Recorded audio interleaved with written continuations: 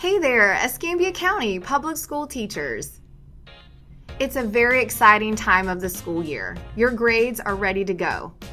It's grade posting season, so why don't you join me for a Byte of Tech with your Student Data Systems team as we go over how quick and easy it is to post in Focus. Before we start, you want to make sure that your gradebook is accurate and up to date. That way, this process is even easier. From your portal screen, you have a couple of options. You could go to Final Grades and post final grades from here on the sidebar menu, or you can check out your alerts at the top here and choose the link that takes you directly to the course you want to post for. Now, I'm going to choose Civics. This happens to be a middle school course, so this screen is going to appear. Now, I want to draw your attention to the fact that if you try to post during a time period where posting isn't open, you'll see that you can't do that.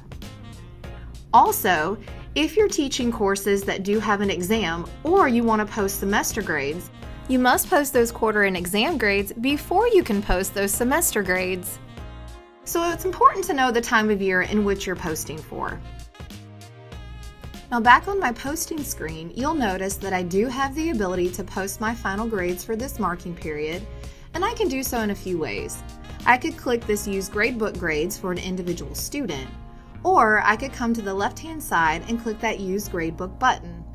Now remember, we said if your gradebook was accurate and up to date, you can do this quickly, and you could click OK from here. Now, let's say you try to click that gradebook button and you're missing some grades or have incomplete grades, you're going to see this error appear. So you have some choices from here too. You could click that Missing Grades report to correct it from both of these sections. You could click Go Back to Your Gradebook and manually find the student. Now for me, I'm going to click the Missing Grades report. It's going to bring up the student from this course that's missing a grade. I can add my grade right here from this screen, and then as always, I'm going to save. Now from here, I could manually enter a grade. So if I type a grade in, and that grade happens to be different than my gradebook grade, this screen will appear. Now before you go any further, stop and evaluate.